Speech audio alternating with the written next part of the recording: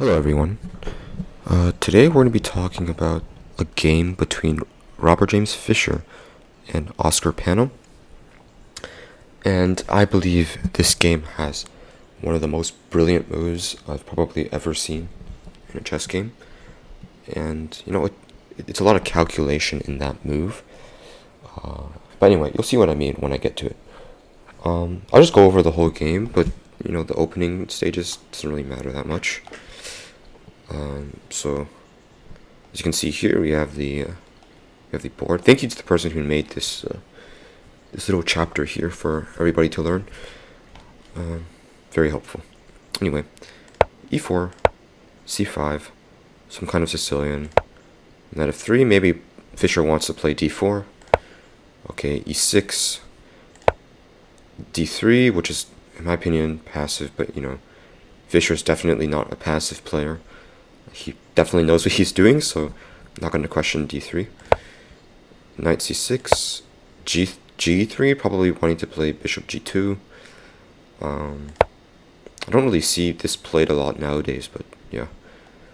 Yeah, and black's kind of playing into a kind of a dark squared centralized dark square idea, where his dark square bishop is going to be the playmaker, essentially. Bishop g2, bishop g7, castles, knight d7. And so black's preparing to castle. Rook e1, d6, maybe he wants to play bishop d7, c3, castles, d4. So Fischer's slowly expanding into the center. This is now we're getting to a more common position with a pawn on c3, a pawn on d4, and a pawn on e4. So black takes, white takes back. We have d5, and it would be a very grave mistake for Fischer to take the pawn. Playing e5 is far more accurate because you kind of lock the position, and really black is going to have some trouble developing the light squared bishop here. So we have e5, bishop d7, knight c3, rook c8, bishop f4, just standard development. Knight a5, trying to go knight c4 with an outpost. Rook c1, b5, b3, stopping knight c4. So that whole kind of maneuver is kind of pointless now. So you have b3, knight to e2, bishop to b5, queen d2. Attacking the b4 pawn, preparing maybe bishop h6 or some kind of attack here. Knight c6, g4. G4 is, g4 kind of serves two purposes here. Usually you probably wouldn't play like this. This is a really high level move. But essentially what g4 does is, first, it stops knight f5. So there's no more knight f5 outpost square. Secondly, it is a clearance move, which means it leaves room for the g3 square. So now the knight on e2 can jump to g3. And this is really important because after the knight gets to g3, you can play h4, h5. And this knight is just brilliant square, and brilliant idea. So, yeah. So a5, as I said, knight g3, queen b6, h4, knight b8, and the only logical reasoning for that is the maneuver to knight d7, just kind of defend the position a bit. Bishop h6, the idea finally comes in with the same diagonal bishop and queen. So we have queen g5, threatening knight h5, which is, again, very, very good idea.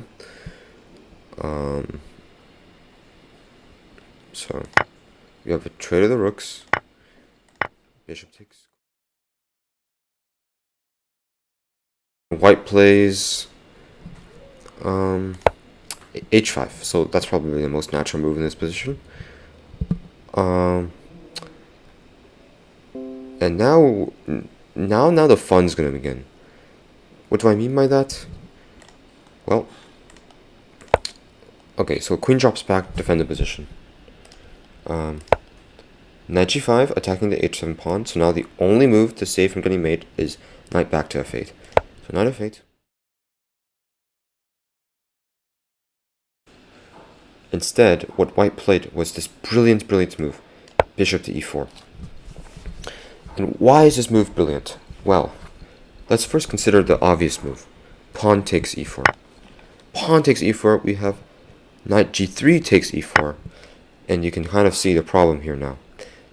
This f6 square is going to be a huge problem. A huge problem for black. And, okay, let's say black makes a waiting move. a5. Okay, knight f6 check, right? King h8. And we probably have some mate with like knight h7. And you cannot take the knight. You cannot take this knight. If you don't do anything, I'll move this knight away, and you're just going to get mated. Knight takes knight. You're gonna get mated. So, what does black do? Black doesn't take them. Black doesn't take. Oops.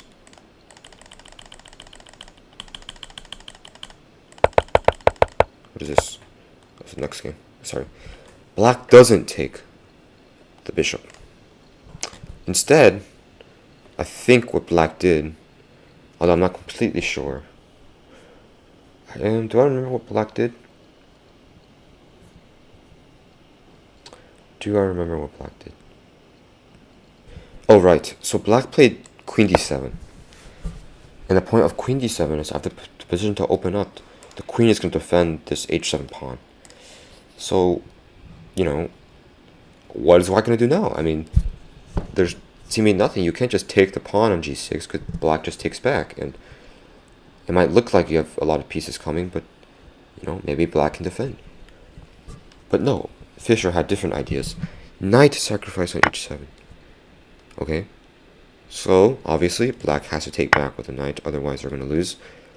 Okay, so we have pawn takes, bishop takes. Okay, so now what? Now what do we have? Well, knight's going to go on h5, right? So, you know, you don't really want that to happen. So what are you going to play here? I mean, like, what is there to play? Now, for one, you could probably play something like queen g7, right? And you definitely do not want to trade queens. So maybe you would play, I mean, you'd have to play queen h5, right? Or you could take here. I mean, yeah, actually no. If queen g7, you would take this h7, and after queen takes h7, there's queen e6. And you're going to lose this knight. Or you're going to lose the queen if the king goes up. So it's definitely not something you want to happen. So we know queen g7 doesn't work. How about we try a different move? So we also know that knight e7 doesn't work because you're going to fall into mate. Right? So I think the only logical move is queen e7. Right?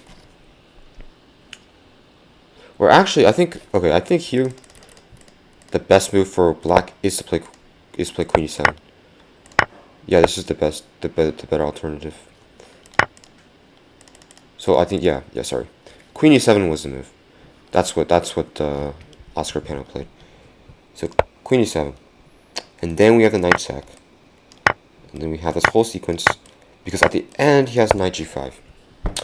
And he wants to prolong the game. Maybe he wants to play knight f3. Right? So we follow in our plans. Knight h5, knight f3, king g2. And so, you know, there's knight f6 threats, and that's going to lead to mate. So you're actually going to have to do something about this. You can't just leave this knight here, obviously. So this is pretty much just game. I mean, exactly what can black do in this position? He cannot do anything. Zero. Right? Say knight h4 check. Right? Okay. King g3. Okay, so like the only move you can play here is knight takes g6. After queen takes g6, you're going to see the problem here is that you can't really defend this from losing. For example, king f8, there's knight f6, and I believe that's just winning.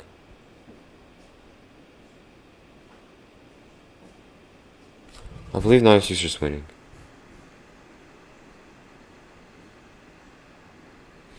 Okay, let's try something. I haven't looked through this myself that much either, so let's try this move. I feel like you could still defend. Okay, so let me take a look at what actually happened in the game. Because after this... Oh, after this? No. There's knight e6. So this is even more brilliant. I didn't even think of this. You don't even take the knight. Now the problem is that the only legal move is king f7. So after queen h7 check, king f8, there's queen g8 checkmate. So this is brilliant. So this is probably why black resigned here. So let's have a recap. Let's have a recap what happened in this game. So let's go all the way back. So first we have a little bit of positional idea. I'd say g4 is the first really good move. g4, knight g3, h4. So this is the first sign of a big attack coming. Okay, and then we have, okay, knight b8 is the first kind of questionable move. Bishop h6 and queen g5 is, now it's apparent that Fischer is going for like an all-in attack. Rook takes, bishop takes, queen takes. Rook c8, trade the rooks, and h6.